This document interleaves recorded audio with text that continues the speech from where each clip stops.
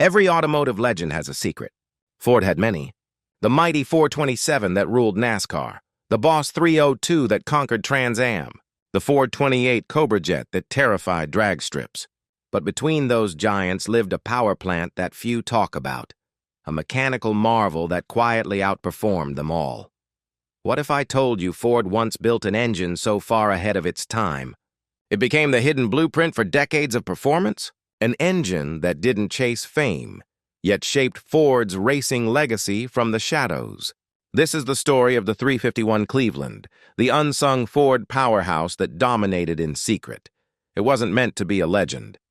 In the late 1960s, Ford already had an army of performance engines, each with its own fanfare, its own badge of honor. The executives didn't want another. They wanted something simple. A new mid-sized V8 to power everyday sedans. Efficient, reliable, and compliant with the emissions laws that loomed over Detroit's golden age of horsepower. But the engineers in Cleveland, Ohio, had other ideas. They weren't just trying to build another commuter's engine. They were crafting something new, something that could merge raw power with precision. The result was a creation that would quietly stand among Ford's greatest achievements, though few would ever realize it. The 351 Cleveland was born in a factory better known for practicality than performance. Yet it emerged as one of the most advanced small blocks of its era. It was compact but muscular, simple but brilliantly engineered. And its secret weapon lay in its head, literally. Unlike the Windsor engines that came before it, the Cleveland used radically different cylinder heads. High-flow ports, canted valves, and a combustion chamber design borrowed from Ford's racing experiments with the 427 and 429. The result? Breathing efficiency that rivaled race engines, but with street manners that made it suitable for daily driving. Inside Ford's walls, some engineers joked that they had built a race motor in disguise. But it was no joke on the dyno. Early tests showed it easily producing over 300 horsepower naturally aspirated, and that was before tuning. For an engine meant for everyday cars, this was absurd power. The Cleveland didn't just make horsepower, it made history. Because for the first time, Ford had a small block that could perform like a big block. And yet, in typical corporate irony, this innovation arrived at the wrong time. Ford's marketing machine was already committed to the Boss 302, the hero of Trans Am racing. That was the engine getting the headlines, the posters, the hero cars. So the Cleveland was told to stay quiet. No racing budget, no big press, no celebration. But engines have a way of speaking for themselves.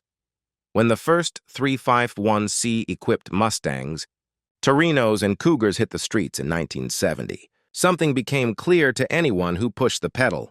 This wasn't just another V8. The Cleveland revved higher. It felt hungrier. It pulled hard at the top end, where most street engines gasped for breath. Word spread fast through the racing underground. Independent teams began pulling these engines out of wrecked cars, tuning them, and realizing something Ford hadn't publicly admitted. The 351 Cleveland heads flowed better than almost anything Detroit had built. Even better in some ways than the mighty Boss 429 racers started calling it the hidden boss. Because while the world celebrated the famous nameplates, the Cleveland quietly began dominating from behind the curtain. It wasn't long before it found its true home. Not in the U.S., but halfway across the world. Australia. When Ford Australia discovered what this American-built engine could do, they knew they had a weapon. In 1971, the 351 Cleveland became the beating heart of the Falcon GT, and soon, of the Ford Falcon GTHO, the car that would dominate Bathurst and rewrite Australian racing history. On those wild, unforgiving mountain circuits, the Cleveland proved itself as a machine of relentless stamina. It could handle high revs, brutal heat, and sustained punishment, lap after lap. Australian drivers called it unbreakable. Competitors called it unfair. And quietly, Ford's forgotten American engine had become a racing legend overseas. Back home, things were changing. The oil crisis of 1973 hit, emissions standards tightened, and Ford's priorities shifted. Big power was out. Efficiency and compliance were in. The Cleveland, born to breathe freely, was suffocated by these new restrictions. By the mid-1970s, it was fading from American showrooms, too strong for its own time. But like all great engines, it refused to die. Its design, those brilliant high-flow heads, the combustion geometry, the raw mechanical resilience, became the DNA for future Ford engines. The 400 NEM, the Australian 302C, even the modern 5.0 modular V8 carried echoes of what the Cleveland pioneered. Most drivers never knew. Most fans never heard the name. But every Ford performance engineer who followed knew the truth. The 351 Cleveland was a turning point, the bridge between the brute force of the 1960s and the engineering sophistication that followed. It may never have had the fame of the Ford 27 or the Boss 302, but ask any veteran racer, and they'll tell you, the Cleveland wasn't just another V8, it was Ford's secret weapon, a silent dominator that powered victories, inspired designs, and shaped an era, all while hiding in plain sight. While most people know the Boss, the Cobra Jet, and the 427 by heart, few realize that the engine quietly winning trophies for Ford in the early 70s wasn't any of those. It was the 351 Cleveland. It didn't wear a flashy badge or a racing pedigree at launch. It wasn't hyped in magazines. Yet in the right hands, this unassuming V8 became a weapon. Its secret was airflow. In racing, breathing is everything. The 351C's heads allowed it to inhale like a big block and exhale with the sharpness of a small one.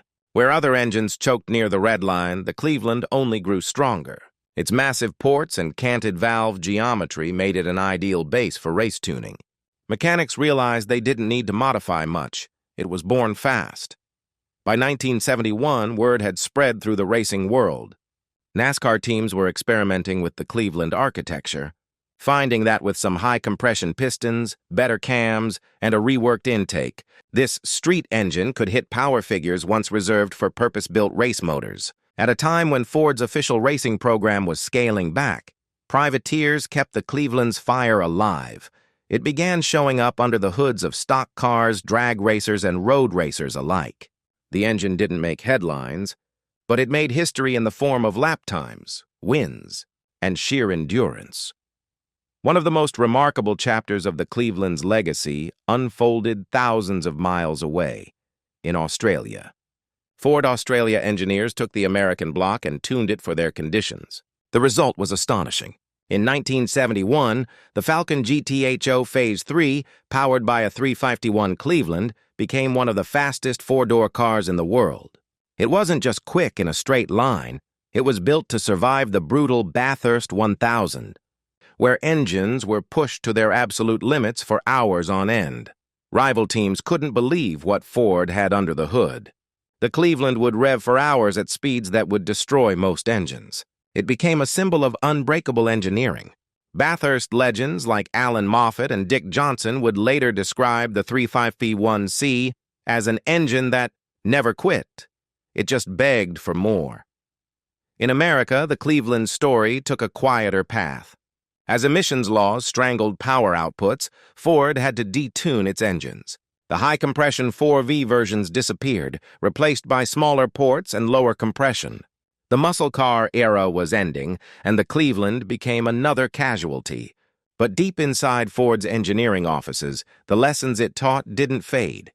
The 351C showed what efficient breathing could do. It proved that valve angle, port geometry, and combustion design mattered more than brute displacement. These principles became cornerstones of Ford's later performance engines.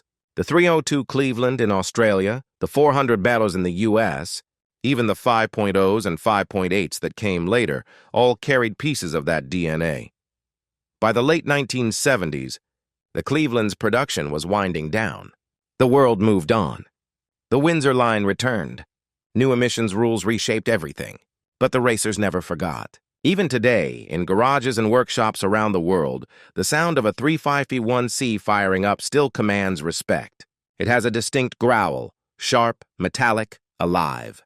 It's the kind of sound that tells you the engine was built by people who cared more about precision than publicity, and that raises the question, why didn't Ford ever celebrate it?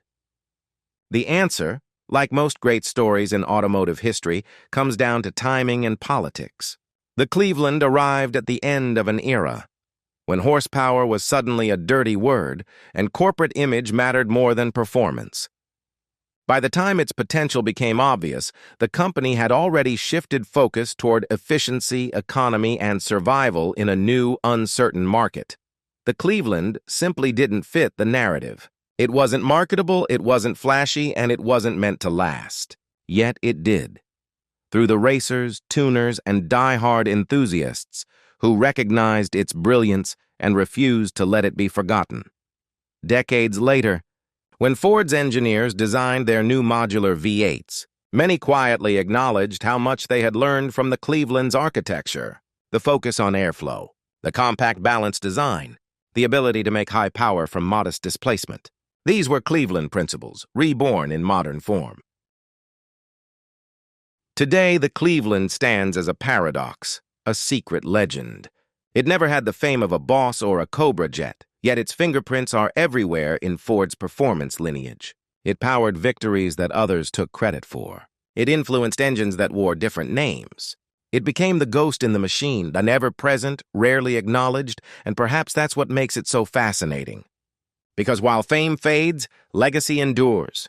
And the legacy of the 351 Cleveland is one of quiet domination, of an engine that didn't need a marketing campaign to prove itself.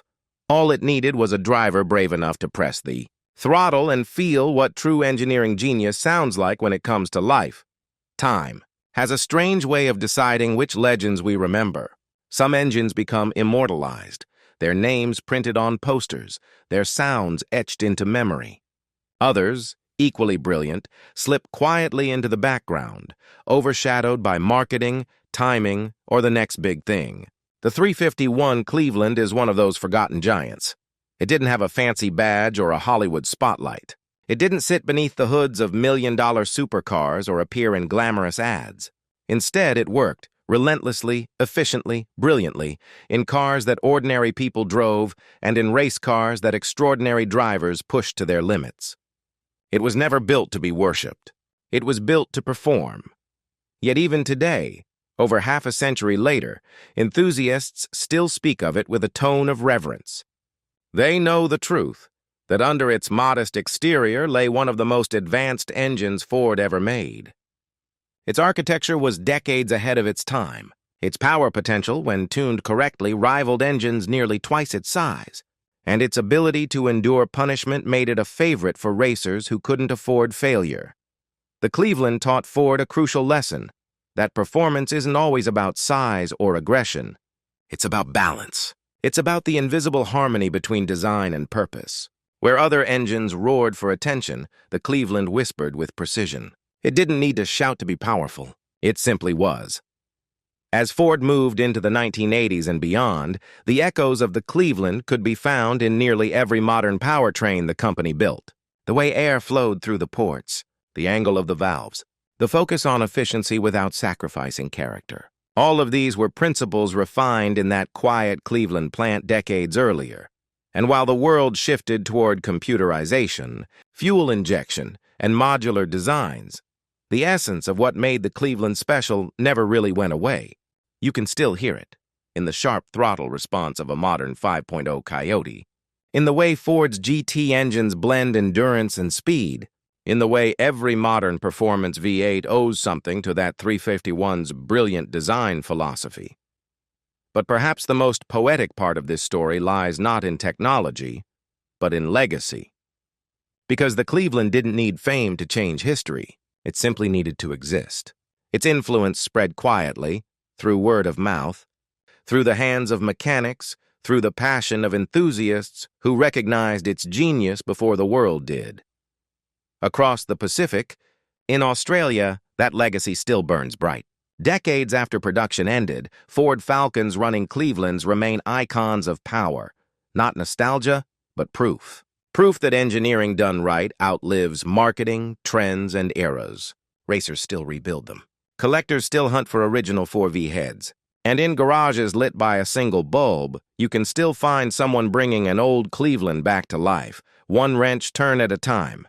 It's in those quiet garages that the spirit of the engine truly lives, because that's where it always belonged, not in museums or ad campaigns, but in the hands of people who understood what Ford had built, a mechanical masterpiece that never asked for fame, only the chance to run. When we look back at Ford's golden era, the Cleveland sits in a peculiar place, not as a headline hero, but as the foundation beneath them. It powered the cars that made legends. It inspired the engines that defined eras. And even though its name might not appear in bold on the pages of history, its fingerprints are everywhere. The Cleveland represents something greater than power or speed. It represents the beauty of overlooked excellence. It's a reminder that greatness doesn't always come with recognition. Sometimes it's the quiet work, the uncelebrated genius, that defines everything that follows. So the next time you hear the thunderous growl of a Ford V8, remember the one that made it possible. The one that breathed deeper, revved higher, and lasted longer than anyone expected. The one that didn't chase fame, it built it. For others. The 351. Cleveland may have been born in the shadows, but its influence lit the way for generations of Ford performance to come, and that's the irony of forgotten legends. They never really disappear. They live on in every car they inspired, every race they helped win, and every engineer who quietly borrowed from their brilliance. The Cleveland story isn't just about horsepower, it's about heritage. It's about how a team of engineers in a modest Ohio factory unknowingly changed the future of one of the greatest automotive brands on earth. Half a century later, we can finally say it. The 351 Cleveland wasn't just another Ford engine. It was the beating heart behind Ford's greatest eras, the blueprint for innovation, and the unsung hero that proved one truth louder than any roar from a drag strip. You don't need the spotlight to make history. Sometimes all you need is perfection under the hood.